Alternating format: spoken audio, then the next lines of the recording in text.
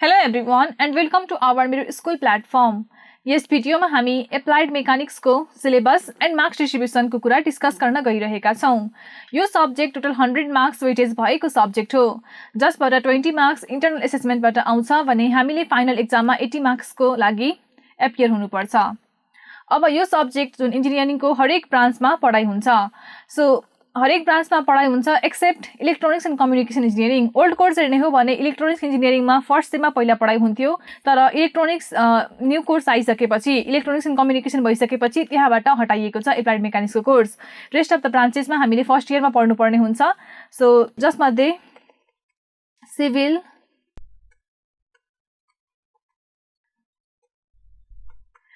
Geometrics र mechanical इन्जिनियरिङमा हामीले सिभिल इन्जिनियरिङ, जियोमेट्रिक्स इन्जिनियरिङ र मेकानिकल इन्जिनियरिङमा सेकेन्ड सेममा पढ्नुपर्छ एप्लाइड मेकानिक्स, र बाँकी सबै ब्रान्चेसमा यी तीनटा ब्रान्चेस बाहेक बाँकी सबै ब्रान्चेस अफ इन्जिनियरिङमा हामीले फर्स्ट सेममा यो सब्जेक्टलाई पढ्नुपर्ने हुन्छ र इलेक्ट्रोनिक्स एन्ड कम्युनिकेसनबाट यो कोर्सलाई हटाइसकेको छ।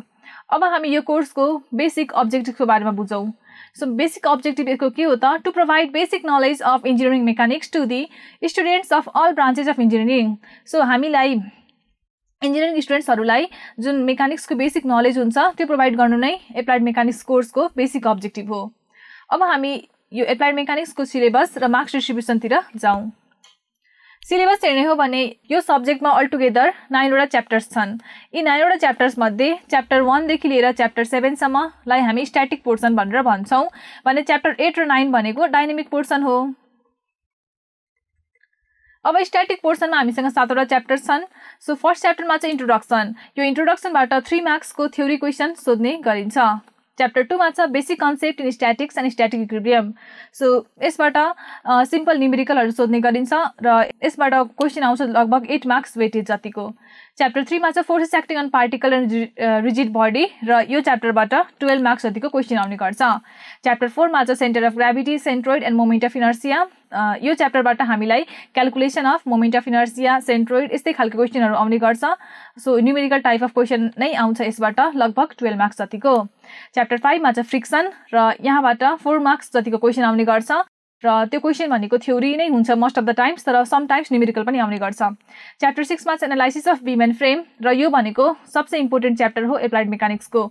एक्जामिनेसन पोइन्ट अफ भ्यूले पनि यसबाट 13 मार्क्सको क्वेसन आउँछ, र यो एनालाइसिस अफ बिम एन्ड फ्रेममा हामीलाई जेनरली फ्रेमकै क्वेसन दिने गरिन्छ।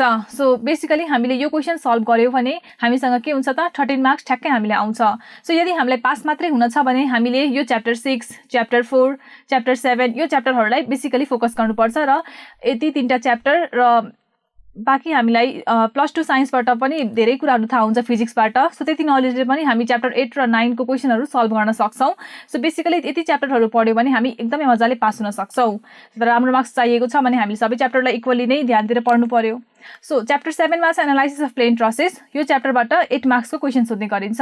यसबाट जेनरली ट्रसको एनालाइसिस गर्नुपर्ने हुन्छ, र यदि हामीलाई फ्रेमको एनालाइसिस राम्रोसँग बुझेको छौँ भने ट्रस हामी पनि एकदमै इजिली बुझ्न सक्छौँ। सो ट्रसमा पनि हामीसँग बेसिकली 2टा टाइप मात्रै क्वेसन सोध्ने गरिन्छ। सो यसको पनि कन्सेप्ट हामीले बुझ्यौँ भने हामी एकदमै इजिली सल्भ गर्न सक्छौँ। सो च्याप्टर 6, च्याप्टर 7, च्याप्टर 4 भनेको बेसिक च्याप्टरहरू भयो, जुन कि हामीलाई पास मात्रै हुन छ भने हामीले जस्ट पढ्यो भने हामी एकदम इजिली पास हुन सक्छौँ। यसपछि आउँ हामी डाइनामिक्स पोर्सनमा।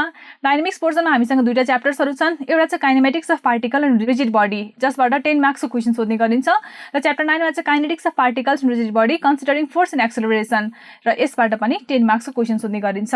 सो यसरी मार्क्सहरू डिस्ट्रिब्युट गरिएको हुन्छ, र यो थियो हाम्रो सिलेबस र मार्क्स डिस्ट्रिब्युसनको बारेमा एप्लाइड मेकानिक्स कोर्सको।